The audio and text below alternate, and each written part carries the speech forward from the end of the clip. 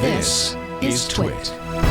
Bandwidth for Know-How is brought to you by Cashfly at CACHEFLY.com. Today on Know-How, it's WanaCry Part 2.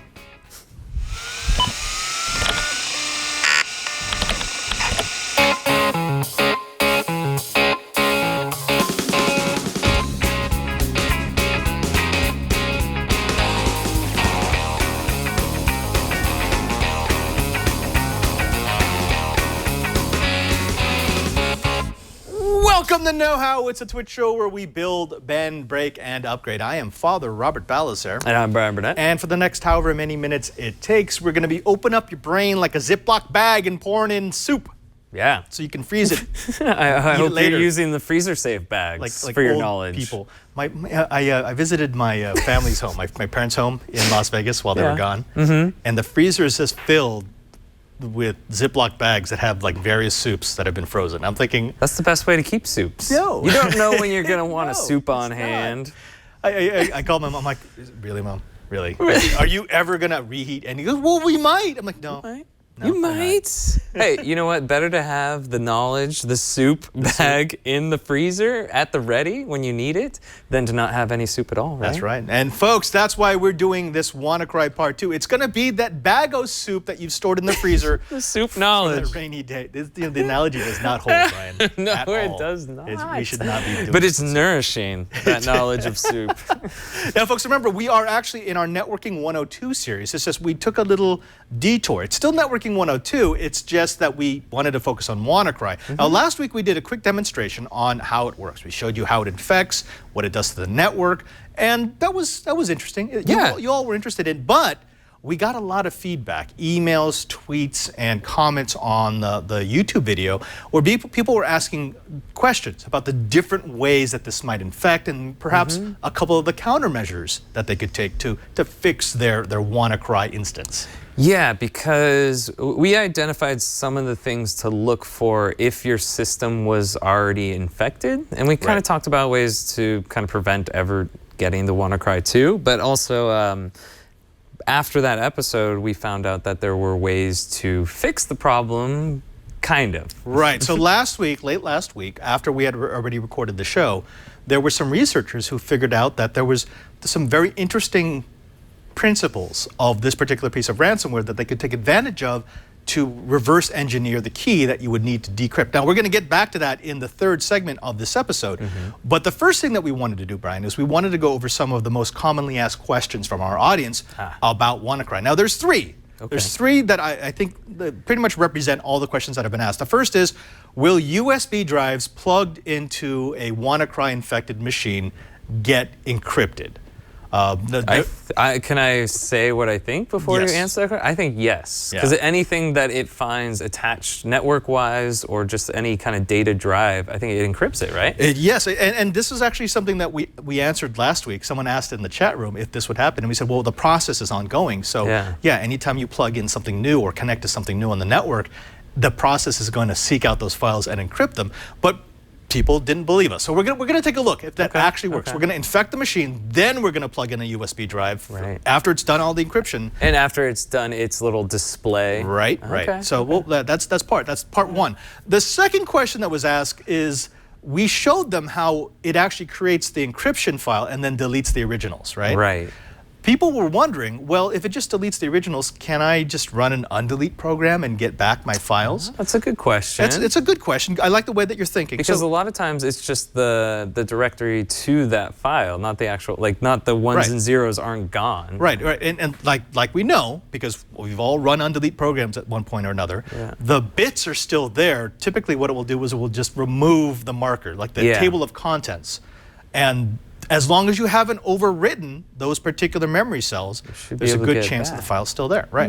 Good questions. Good question. The question is actually, does WanaCry do a secure delete? And a secure delete would be delete the table of contents and then write something over those memory parts. Right, but I could see that taking a lot longer to do. So that might be not as advantageous for someone writing that ransomware. Yeah, so let's give that a go. And then the last question is, and I like this one, people were wondering, well, it looks like WanaCry goes after data files, so docs, JPEGs, movies. We know that it will encrypt all that stuff. Yeah. They wanted to know if I were to rename my files to like executables or DLLs, dynamic link libraries, would WanaCry leave them alone? Good question. Good. I mean, that's practicality is a little questionable, but yeah, okay, we could try that. I mean, it's a nice, curious question. It's not totally not practical to have all my documents with DLL and then change them when I want to access them. But I like the way you're thinking. We're going to try that out. I am a little curious.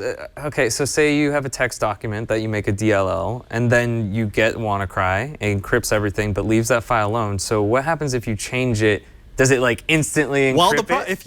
If you change it back while the process is still running, it will immediately encrypt it. So there's that. Okay, all right. Okay, but no, these are all good questions, and you know what? We're making light of them, but they're serious things. We should know this. This is what security researchers do, which, by the way, disclaimer, we put the disclaimer at the last episode, we'll put it on this one.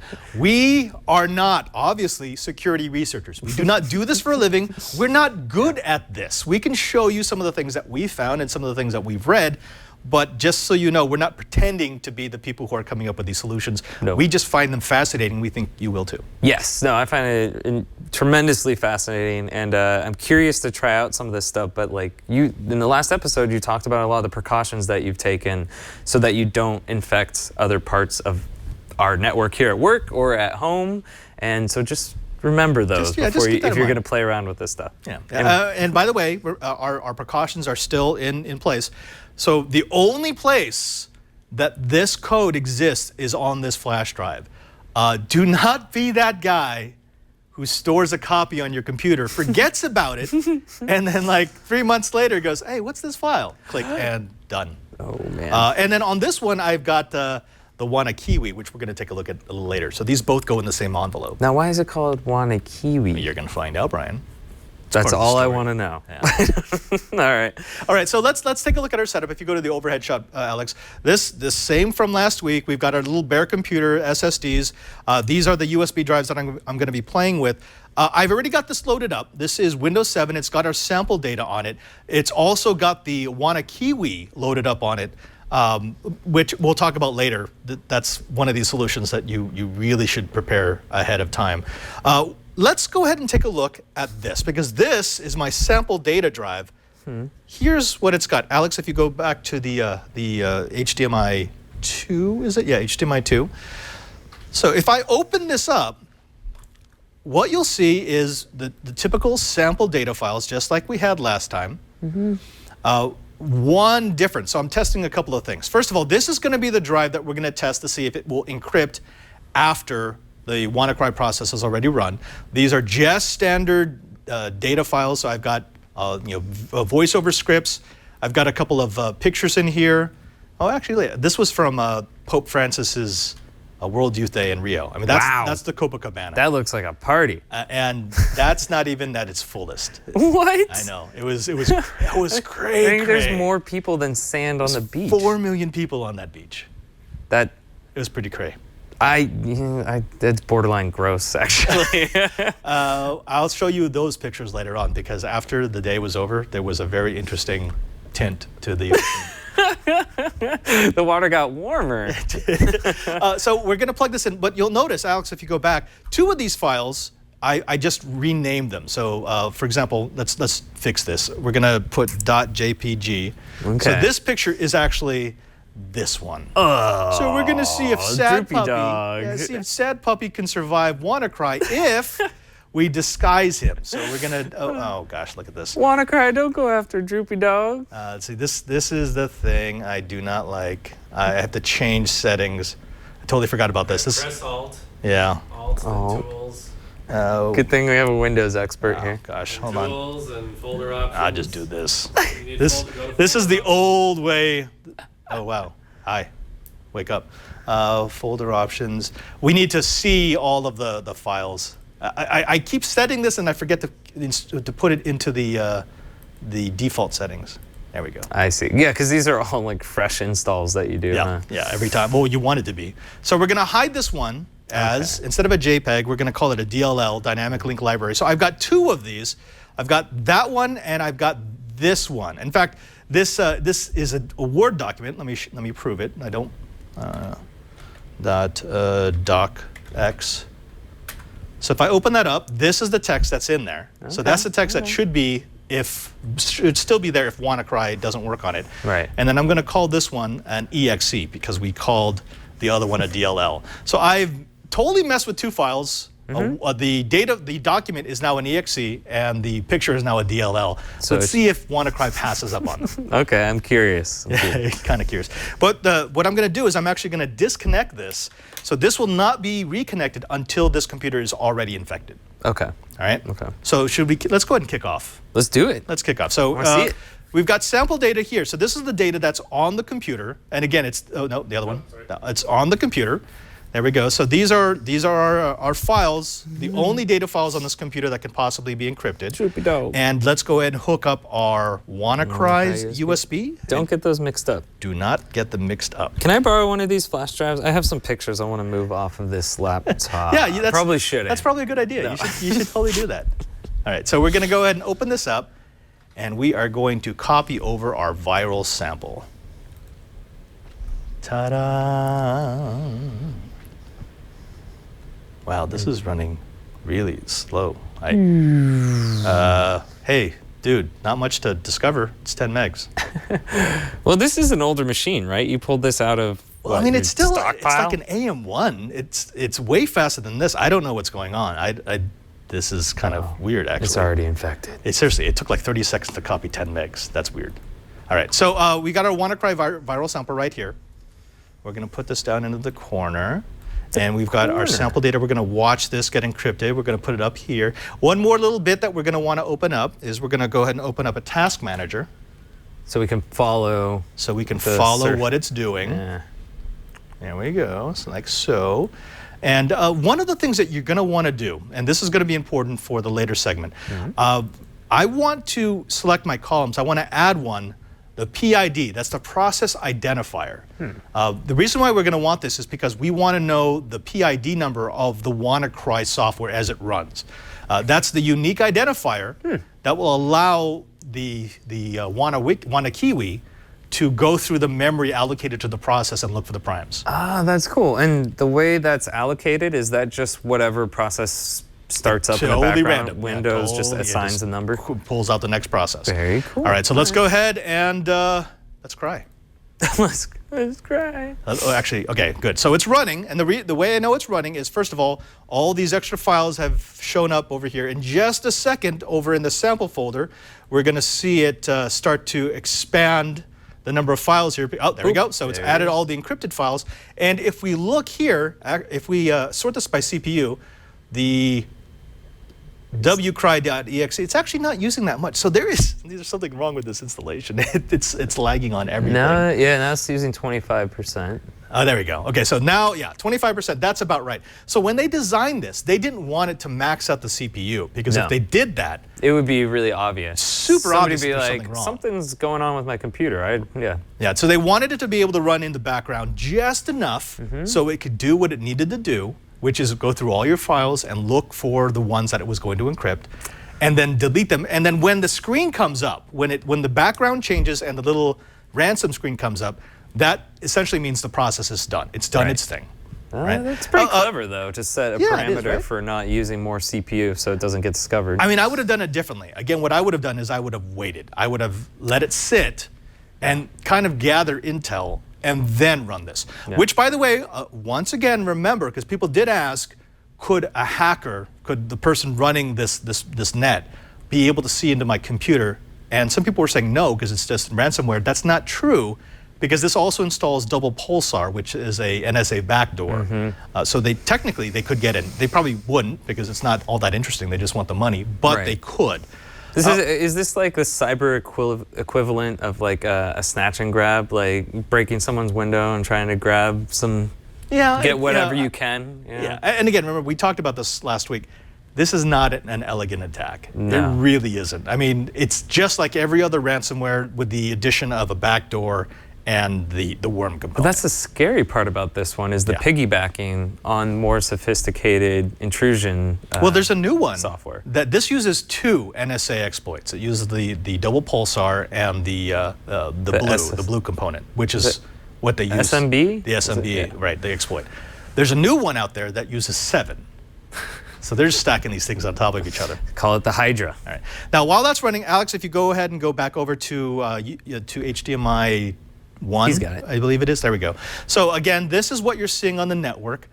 Some of this is legitimate traffic. You've got McAfee, which is a software that's installed in this. It's trying to find the time. You've got the Windows update server that's trying to go on.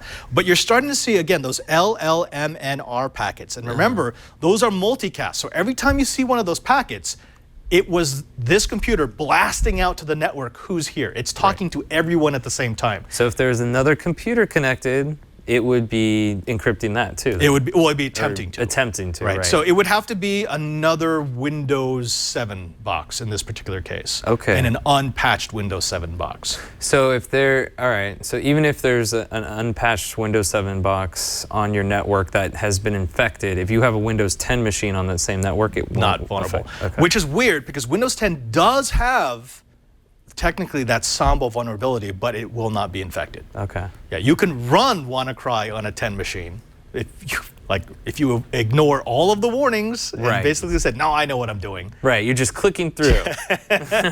When Windows is going, hey man, I'm like 99% sure this is going to mess you up. Do you still want me to run this? And if you say yes, then okay, you deserve what you get. Okay. Don't do that. Don't do that, folks. Because I think that one of the big fears we had here was that somebody would get it on their personal machine, bring it to the network, log in, and then it would spread that way. Yeah, and that would be, I think we could all agree that's a sad thing. That'd be bad. That's a sad face. Okay. Sad face.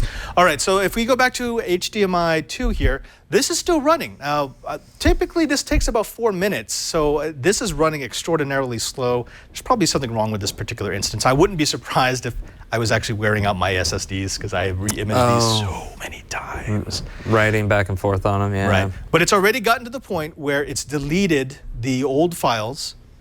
So these are all the, gosh. Oh, there we go. Come on. Oops. Come on, give me that warning screen. Give me the warning screen.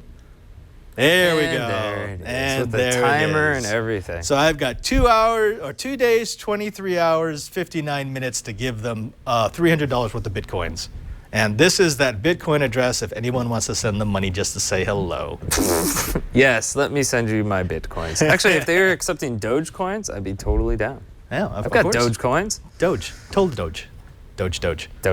All right, okay. So now what we've got is we've got this. So this is our uninfected USB drive. We showed you that these files are not yet encrypted, right? The question was, if I plug in a USB drive after the process has run, will it be encrypted? And people wanted to know how fast it will be encrypted. Right. Okay, so that's a good question. Alex, if you go to the overhead, and then you're going to go straight to the screen. So here we go. Maybe you can start counting it down. And gets connected. Drive is connected. And let's go ahead and open it up. And it looks like the removable disk is there. And there's a sample data. And oh, look at that. Wow. Even before I could get to the folder, it's attacking the files. That's quick. That's super, super quick. So again, anything, and it's not just USB, anything that this can attach to after it's been infected, it will try to encrypt. Now, see, this is where you had mentioned earlier if you had designed the software and it would be much more destructive. Subtle. Or subtle if you waited, because if you sat on it and waited for somebody to plug more stuff in or waited for more computers to come online to the network, it could be like twice or how many ever times more devastating. That's more of a targeted attack. You were right. This is more of a smash and grab. They really don't care about what files they encrypt. They just want you to pay them. Right. If I was looking to mess somebody up, I would wait for maximum damage. They're not trying to do maximum damage. They just want you to be inconvenienced enough that you'll give them $300 worth of Bitcoin. Yeah, because I guess you could set the parameter of like wait 2 weeks, see how many devices have connected. If you reach this many devices, unleash payload. Now, Alex, if you go back to that HDMI 2, you will notice it's taking a while to delete the old files. You know what I'm actually going to do? I'm going to yank this, and we're gonna run it on a new installation and see if maybe we can get it back. What do you think? Yeah, let's try it. I'm excited to find out. Pa-bam! So technically, it hasn't had time to delete the old files yet. You still saw them there. Let's see what happens when we try to bring it up. Now, I'm going to abandon this installation because we don't need it, so I'm just going to go ahead and shut it down. Shut it down. Shut her down. And then we're going to install a brand new SSD, which I've got right over here. Oh, hi. Oh, hi. Look at that. Looks very similar. Yeah. And actually, I don't even need to wait for the graceful shutdown. I just yank power. Oh, you've got your little jumper. Yeah. Nice. Super high tech, man. This is a switch. That button looks really familiar. That's what happens when you disassemble cases and you just have a bunch of components lying around. Well, you don't throw anything away, so. I don't. There we go. So turn this back on. Now, while this is rebooting, I'm going to have to change a couple of things because we want the resolution to be right for the TriCaster, right, et cetera, and the et cetera. folder options, probably. And the folder options, again, we're going to have to change. So this is going to be a clean installation. It has not yet been exposed to WanaCry, but it does have a very popular Undelete program already installed on it. Okay. So we're going to use that program to basically, well, see what's up. See if we can get anything back, yeah. Okay, so the new installation is up, and let's go ahead and see if we can undelete our files. So remember, the questions that were asked of us is, will this infect a device that you attach after infection? Yes. Answer is yes, we know that already. We've got two other questions. Can I undelete the files that WanaCry has deleted? Right. And two, can I protect my data files by changing the names to like .dll and .exe? So let's find out. Let's answer those in reverse order. Alex, if you go back over, this is the USB drive that I had plugged into the other installation. That got encrypted, That got encrypted, but remember, we pulled it before it was able to delete the old file. So let's test this really quickly. This is the whole, if you notice that WanaCry was encrypting your files, could you shut off your computer really quickly before it had a chance to delete? Right. Well, if that's true, then I should be able, it looks okay. It's a .jpeg file. I should be able to click this and...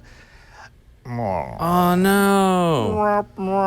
So as it encrypts, does it write over the old file? It's overwriting the old files so that you can't. Even if the file's still there, it's not actually there. In fact, so undeleting won't work either. It will not. Well, we'll see. We'll see. Now let's test the other thing. The other thing is, remember, we changed two of the files to .dll and .exe, right? Right. So the question is, did it still affect them? Those are supposed to be the files that were hiding. So integration.exe, we're going to change this back to integration.docx.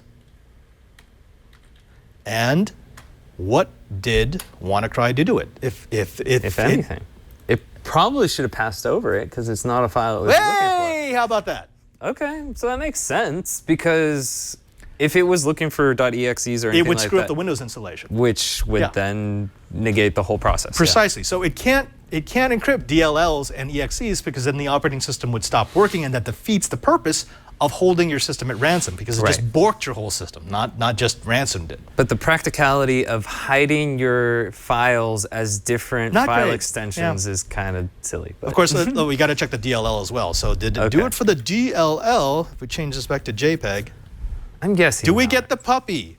Oh, the sad puppy is puppy. back. He survived. Oh, he's so cute. Okay, so that's confirmed. So if you asked if there was a way to preserve your files, yes. If you wanted to go through your entire document folder and change everything to DLL or EXE.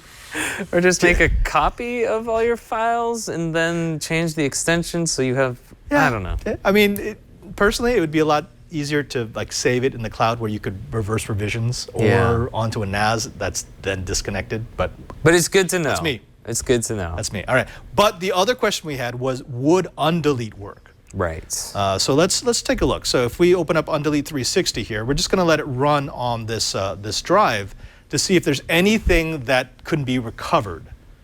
And you already can kind of see where we're going here because since it actually encrypts these files before it overwrites them, it's probably not going to work. But let's see. Okay, so we need to search. We're going to search for files in the removable drive. Okay. And it thinks it's found a couple. So oh, no. Status overwritten. Overwritten. Yeah. Yeah. So that makes sense. It did its job. I mean, that's what WanaCry wants to do. It wants to make sure that you can't just use one of these tools to get it back. So unfortunately, the answer to that is no. Well, And then just the fundamental idea of, even if you were using encryption for your own files, you wouldn't want to encrypt your files and then also have a copy of those files that could be recovered. So it's like the whole idea of encryption that like it would overwrite the old file. Yeah. Okay. Sorry about that, folks. But on the good side, we do know that if you want to hide all your files as executables, you can do that. Or just give them a different executable, like .nsa. I think someone suggested in the chat room. I don't know. We should have tested that. I don't know if that. If it, like, maybe I wonder if it just looks for known data types. Because if it looks for known data types, you can make up your own extension. Exactly. But a year down the road, you're going to like, is this a JPEG or a doc or a movie file?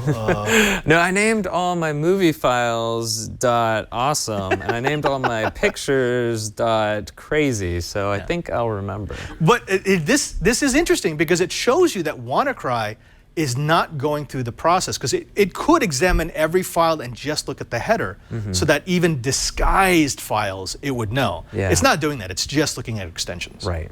Because if it compromises the system working, then they can't get money. That's bad. Yeah. That's bad. They just want to hold your files ransom. Yeah.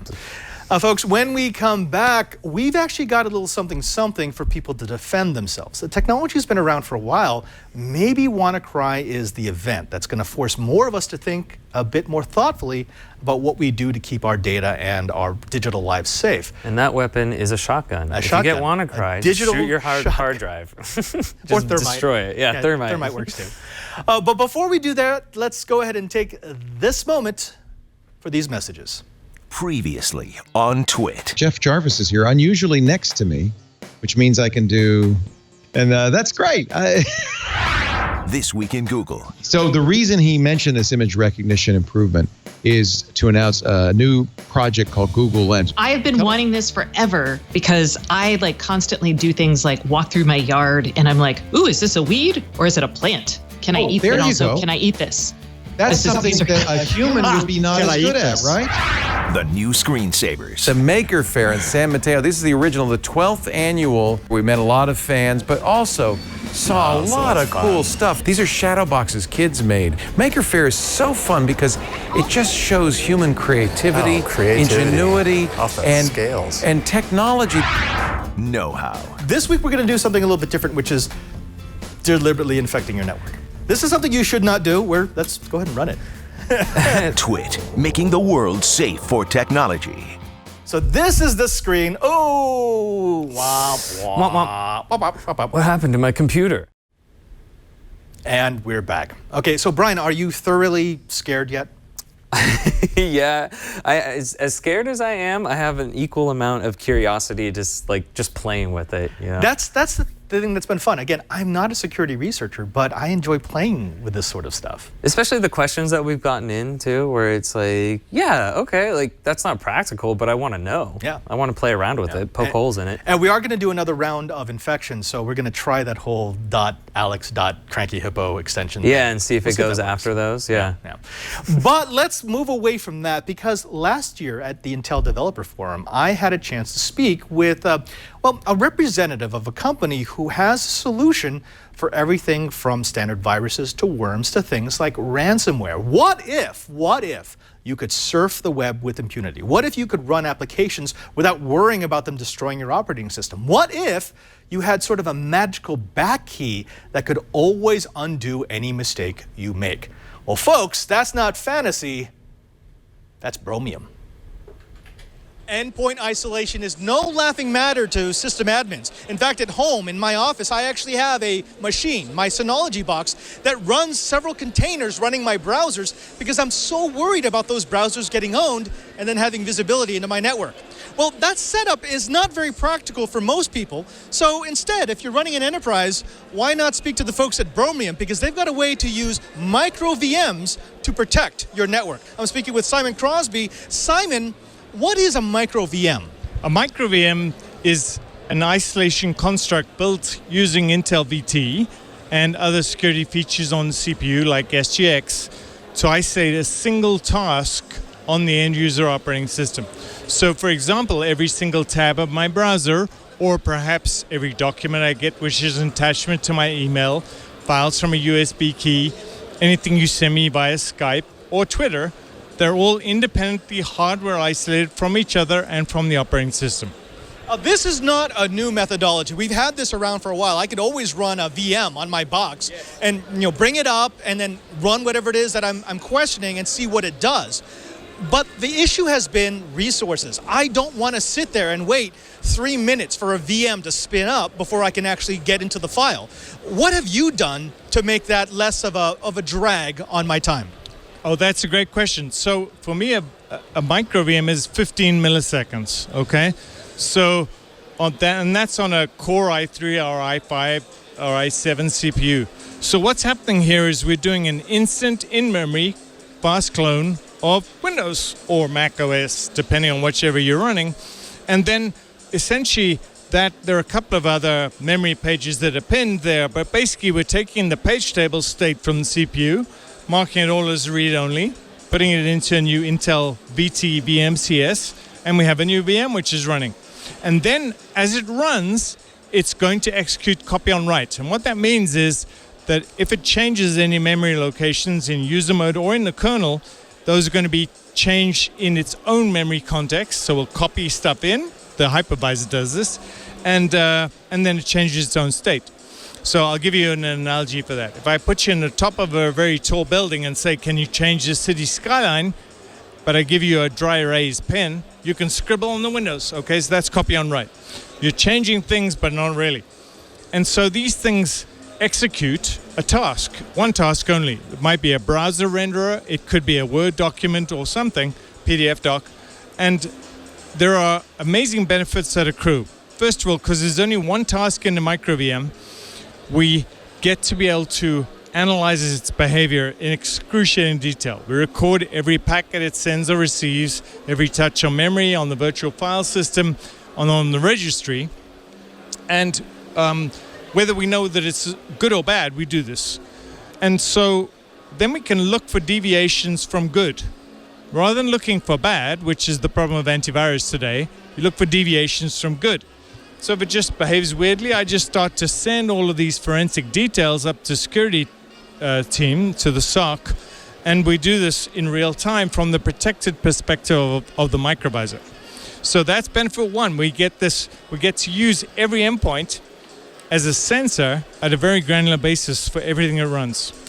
Second, the moment I close that document or the tab of my browser, one instruction on the CPU, the whole thing gets zeroed out, and so it self-remediates, which is awesome. So users never need to worry about it. So even if I have CryptoLocker, it's just a don't care.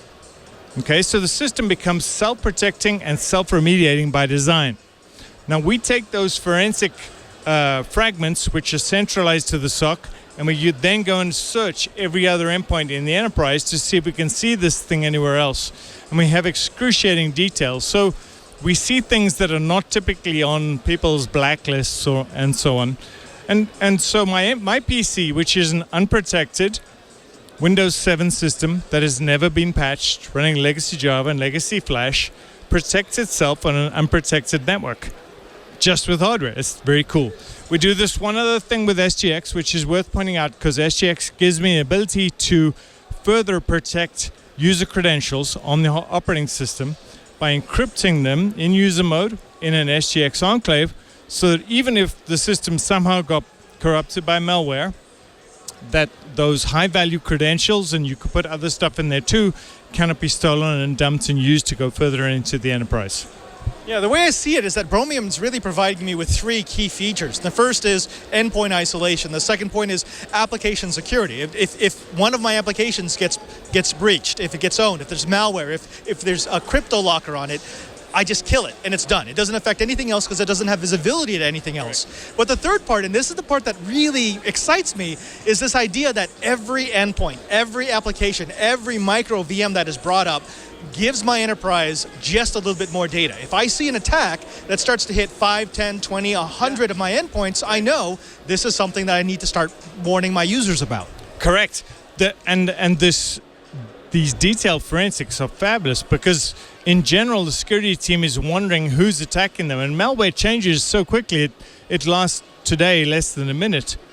And so we get these detailed forensics which allow us to go and look for signs of execution elsewhere in the enterprise environment, which are extraordinarily valuable, and that automates the entire kill chain analysis and remediation response on the part of the enterprise. So you don't have people sifting through essentially a haystack of alerts. First of all, there are no false alerts here. I want to be very clear, there are no false alerts. Why? Because we wait until it's arbitrarily bad. So we know it's bad, and then we get all this detail, and then we can go and automate the process of response. Simon, thank you very much for speaking with us. Thank you for sharing this technology. If they wanted to find out more about Bromium, maybe if they wanted to find out where they could talk to someone to potentially deploy it in their network, where can they go? I'm Simon at bromium.com, BROMIUM, or you can go to www.bromium.com. Thank you again. Thank you again. And folks, if you're looking to protect something really, really big, Bromium suggests you use something really, really small. Really small. Really small. It's very cool tech. I mean, that's where we're going, between containers, VMs, and micro VMs. We're starting to realize there's almost no reason to be running as root, running as administrator. I mean, this is something that OS X and Linux folks have known for a long time. Windows folks are just starting to come around to it, which is, you want to run things in a way that's not going to affect anything else on the computer. Yeah, that makes sense. The kind of the almost the onion approach of layers to things, separate, put barriers between things, so that if you do have a section that's compromised, it doesn't then spread to the entire network. And the protection is just one part of that type of solution. And there are many solutions, not just Bromium, but many solutions that use VM, micro VM, or whatever they want to call it. And if you spread it out over an enterprise, because you can get data from every instance which starts to demonstrate bad things, you can develop a protection much more quickly. Yeah, a way of detecting something sooner. Precisely. So you could then prevent something like WanaCry spreading to other machines when you see it. Like, why are all the, what is it, LLMNR? LLMNR. Local link, multicast, name resolution. Like, why are all these going out to all these different machines? Why is this broadcasting trying to find all this stuff? Precisely. And more of the solutions that are coming out today. Because remember, the way that we used to do it was to blacklist things that we don't like. That works, except there's always new things that are being developed that list will not be able to deal with. Right. Now what they're doing is saying, no, this is what a snapshot looks of good. Right. This is what a well-behaved network, this is what a well-behaved network, what a well-behaved client looks like. If it deviates from that, then I take a closer look. That's a much better approach. Yes. Have you tried this attack in a virtual machine? Yes. Yeah, and no. It will affect that instance, but it won't spread from that. Right, because as soon as you exit out of it, it goes back to its old self. Okay. You cannot affect that old image unless you write an attack to go after that image. But even then, that wouldn't work, because inside the instance cannot see the original image. The instance can only see the container in which it exists. It just makes me feel we should be using containers all the time now. Entirely, right? Yeah. Go figure. Now, folks, when we come back, this is what you've been waiting for. We are going to try out a decryptor. This is something that all of you are going to want to keep on a special flash drive, or perhaps preloaded on your computer if you're running Windows. Because we know, well, it's always better to prepare before the flood. But before we get there, let's go ahead and take a moment for these messages. Here's a look at just a few of the stories we'll be watching in the week ahead. Microsoft is holding an event in Shanghai where we expect to see an update to the Surface Pro. Rumors and leaks show not much of a redesign for the new Surface Pro, which will probably just be called the Surface Pro instead of the Surface Pro 5. Say goodbye to Hangouts SMS messaging. Google is removing the option this week on May 24th. The Women in Engineering International Leadership Conference will be held in San Jose, California this week. Speakers include Lakshmi Puri, Deputy Executive Director of UN Women, and Maria Clough, President of Harvey Mudd College, where half of their current computer science majors are women. And finally, the IEEE Computer Society Technical Committee is holding its 38th annual symposium on security and privacy, also in San Jose. That's a look at a few of the things we'll be tracking in the coming week. Join Jason Howell and me on Tech News Today every weekday at 4 p.m. Pacific, 7 p.m. Eastern, here on twit.tv. And we're back. This is what you've been waiting for. This is WanaKey. Kiwi. Not Because I WanaWiki. want I keep wanting to say WanaWiki. WanaWiki? Yeah, but no, it's That's not it. WanaKiwi. So this is something that a couple of security researchers figured out. So the first one was Adrien Guinet. I'm sorry if I'm misspelling or missaying your last name. He's at ADRIENGNT. On Twitter, if you'd like to say hello and say thank you. He developed the WanaKey program. And now the WanaKey program only works on Windows XP.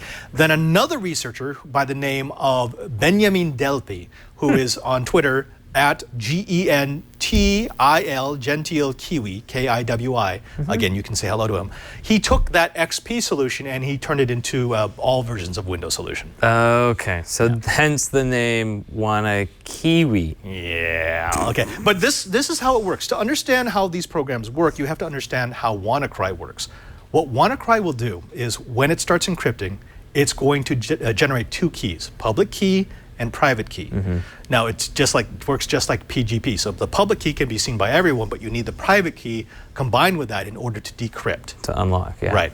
But what it will do is after it encrypts, it will delete the private key. So the private key no longer exists on the computer, so you have to buy that private key from the ransomers. But there is a time where that private key exists in memory on the infected device. Precisely. Now, WanaCry will delete that from memory, but what these researchers realized was it does not generate the 2 prime numbers that WanaCry uses to develop that private key. So what it will do is it will randomly select 2 prime numbers, and it will do multiplication, and then it will hash it out to create the private key. Right. These researchers realized that WanaCry is such a poorly written program that they don't actually remove the primes from memory. Now, they don't save them, but they sit there until they get overwritten. So if you can get in fast enough, you can recover the 2 primes and you can reverse engineer the key combined with the public key that it will find. Right. It will allow you to decrypt the files. And the best thing about this is they created it to be automatic. Oh, that's great. So you just write it and it will go. Now, but chances of it working. Yeah, okay, here's the thing. People read the story and they were celebrating. Oh, now we have a way. This shouldn't affect anybody anymore. Right. That's what all the headlines were. That's where all the headlines were. That's so not true. It's incredibly, incredibly not true, because you've got to remember, this is relying on the fact that the prime numbers will stay in memory. So the PID, the process identifier, it allocates a certain address of memory, a range of memory. In that range of memory will be the prime numbers that it used. However, there is nothing that protects those ranges. So if for any reason the program stops or the program reuses those cells of memory, it will not work. If it cannot find the primes because the primes have been overwritten, it cannot decrypt. And so you were telling me earlier you conducted this experiment a few times. I did it 10 times. You did it 10 times. How many times did it work? Twice. Yeah, that's not a great ratio. It was basically the exact same process every single time. So you got to get lucky. Now, here's the thing. If you're gonna want the solution, you're gonna want it on your computer already. So you want to download it, you want to have it in a directory ready to run just in case. Because if you have to go through the process of finding this and then copying it to your computer and then running it, it's a very good chance that enough time has elapsed that memory location has been overwritten. Okay. So what is the perfect storm that you should have this, like you have an unpatched Windows machine for whatever reason, you should have this on your computer just in case? Kind of, yeah. Okay. Now, the other things, and you've probably heard this in the news before, you cannot restart. If you restart, this won't work because it's flushed all the memory. The second thing is you cannot close the process. Some people will freak out and they'll try to close the process in the task manager, which will end the encryption process, but everything's still encrypted, and now you've lost that memory. It's released the memory range, it's been overwritten, it's gone. Okay. Okay? All right. So, Alex, if you go back to this computer, this is, again, the fresh installation of Windows 7. I've got a couple of things here. This is the sample data that exists on the SSD. This is the sample data that exists on the USB drive. Now, you'll notice, to test our little theory that maybe it doesn't affect non-common extensions, I've renamed a couple of our extensions. So the photo of the puppy is now known as that funny name Beatmaster. This one's known as Drew Nielsen. I recognize these names. Yeah, and I've changed a couple down here. I've got CR1. So this document has the extension of CR1, and this document has the extension of Alex. So if WanaCry is really only looking at common extensions, doc, docx, jpeg, .mov, maybe it will pass them up. We'll see. And it doesn't hurt my feelings that there's no Cranky Hippo in there or anything. Well, my own extension. We're here. I mean, we're cool. We don't have to be there. Whatever. Oh, whatever. All right. So the other thing that we've got running is, of course, we've got our task manager up. And hold on. And let's go ahead and kick this off. Now, I should mention to give myself the best possibility of making this work, I'm going to go ahead and bring up the command window. I'm going to run this as an administrator.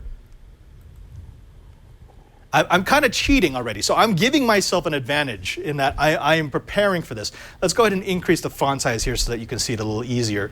I want to be ready for this infection, so I'm going to go ahead and go into my directory for WanaKiwi,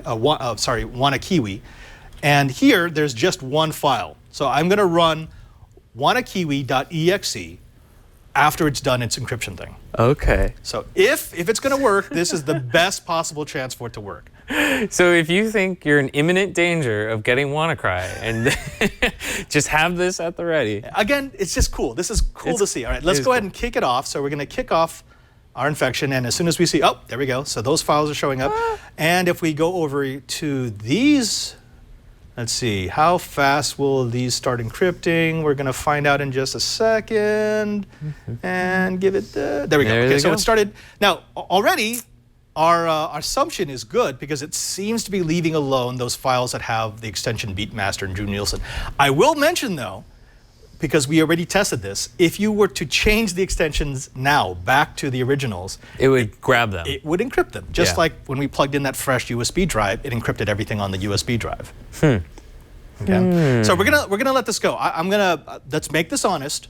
So we're gonna let this encrypt all the files, and we're gonna let it get to the central command screen. And once we're at the central command screen, we'll go ahead and see if it works. So even if you kill the process, it's still looking for files, Well, no, I mean, the problem is it's already encrypted so much. So say it's encrypted, we get the splash screen of like, oops, your computer's encrypted. You kill the background process and then change the file name? No, you can't. You can't. If you kill the background process, the WanaKiwi will no longer work. Okay. Because remember, if you kill the process, it releases that memory. That memory is where the prime numbers are going to be stored. I need that to be able to try to reverse engineer it. And that's why they were saying if you reboot, then those are gone. Anyway. Completely gone. Okay. That's all in volatile memory. Something else you may want to notice here, if we go into processes, WCry is process 1364. This will change. That's what it is this particular time. Sometimes, not often, but sometimes when you run WanaKiwi, it has trouble finding which process is the encryption process. So you have to put it in manual then? You just put, you would put WanaKiwi.exe and then 1394, and it would know exactly where it is. Right. It's actually pretty good about finding it, so I'm pretty sure this is just going to do it automatically. But if you run it the first time and it gives you an error message, don't give up. It just means you need the PID in order to tell WanaKiwi exactly where that memory location is. Got it. Okay. Got it. So we're going to let this run for just a little bit longer. Now, while we're letting this run, you know, one of the things that I was thinking about the other day is in defending myself from WannaCry. It's good to have a tool like this, but it's impractical. As we've already pointed out, it's cool to see how it works. Yeah, you're kind of assuming that you're going to get infected and you've already put everything on your computer. Yeah. Just the process of moving files on and off of your computer can overwrite a memory location. And anything you do with the little WanaCry screen can overwrite a memory location. So you have to be really careful with that. Okay. Yeah. This is not like running a malware fixer. This is such a shot in the dark. And again, my success rate was about 20%. There's a good chance it's not going to work for this. No, this is definitely like a special use case kind of thing, but there are situations, I'm thinking of my own situation, where my wife's computer is still running Windows 7, and I don't think it's ever been updated, and she turns it on like once every 3 months or so. Aww. There is a chance that she could get this. Yeah. I mean, I don't think I'm going to go through the process of setting up WanaKiwi, but I should probably get that machine like updated. At the bare minimum, download WanaKiwi and put it on a flash drive and label it and keep it in the desk. Yeah.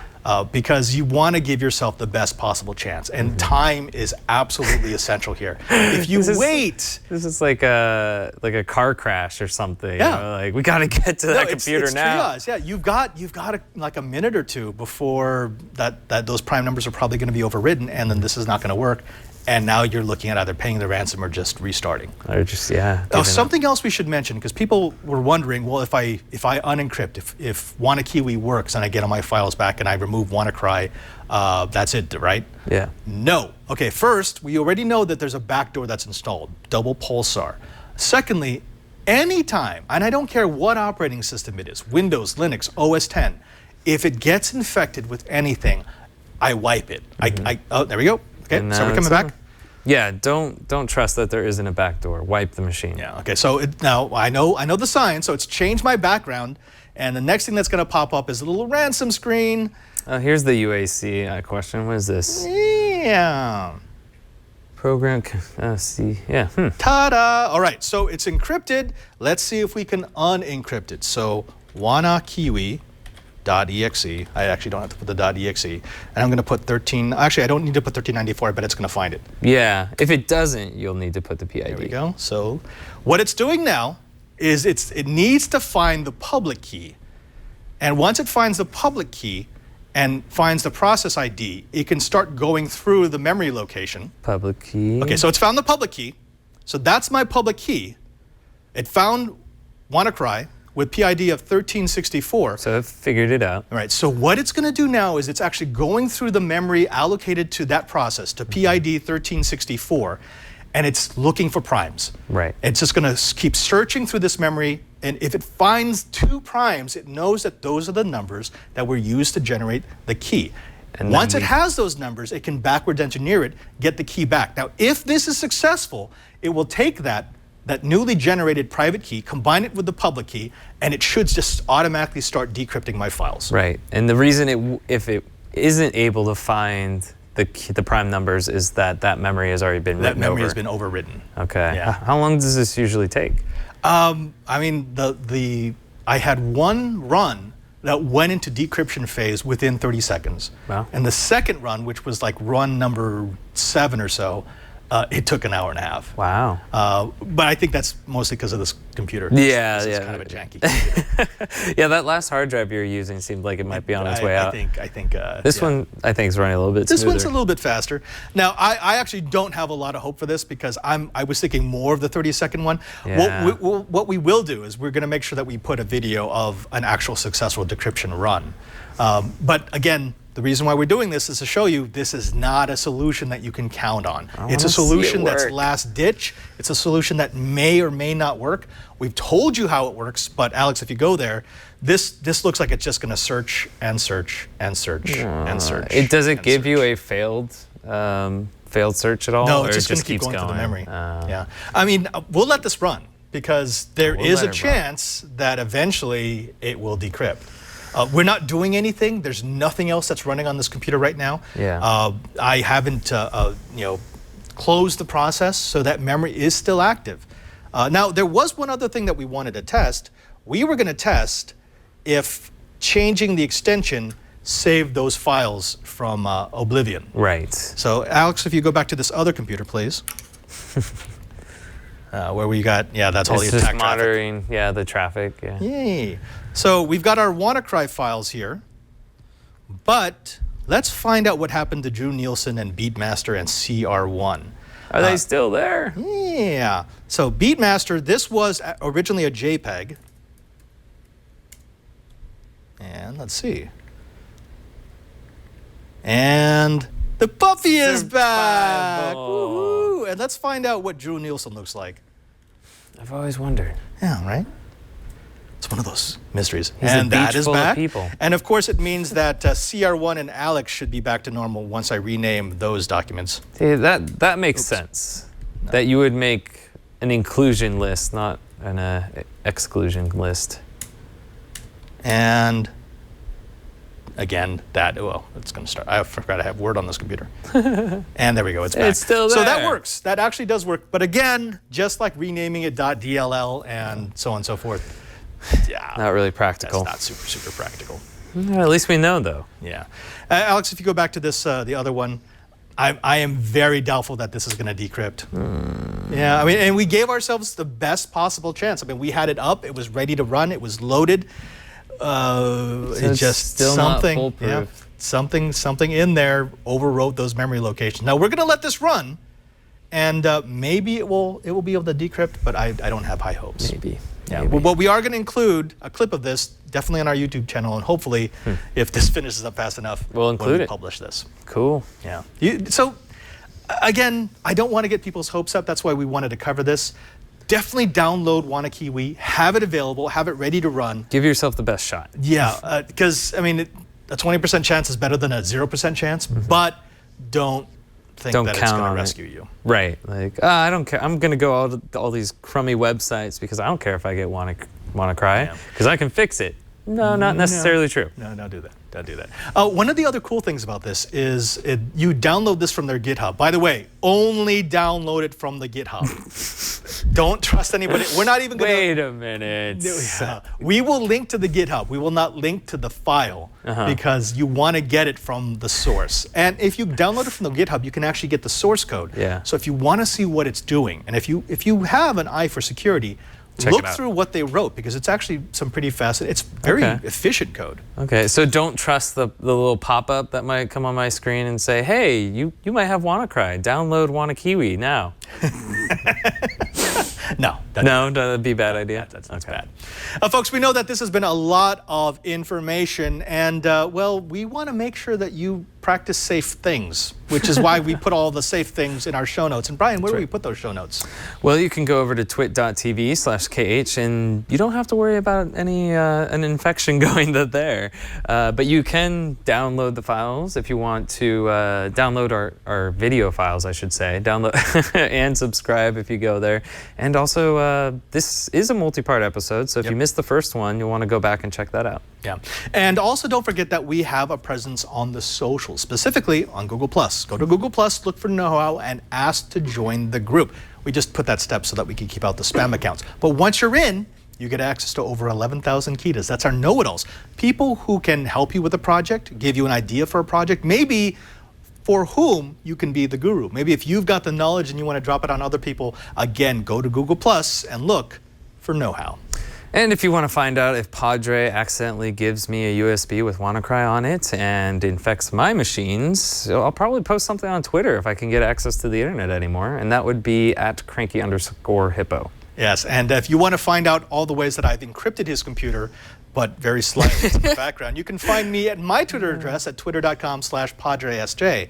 Oh, and Brian, we've got a third member of our crew, very important man. That's right. Yeah, he even has a file extension. He does have a file extension. We call him Beatmaster. Oh, that's right. Yeah. Beatmaster has been here the buttons forever. He pushes our buttons. You can find him at twitter.com/ANELF3. Again, that's Excuse me, Padre. That's pronounced Alex. No, Also, Beatmaster sounds way cooler. Also, you air gapped that computer, right? So there's no way that's going to infect the TriCaster. No. No. It should be good, right? Oh wait. I think you're good. It's not connected there. But I plugged that USB thing in because there's some images. I wanted that sad puppy. Oh yeah, sad puppy. So I think we're all good here. Oh no. I'm sure the TriCaster's fine. Oh no. Folks. Until next time, I'm Father Robert Ballasser. And I'm Brian Burnett. And now that you know how, don't download malware. The TriCaster broke. Ah! We're still here, don't worry. We fooled you.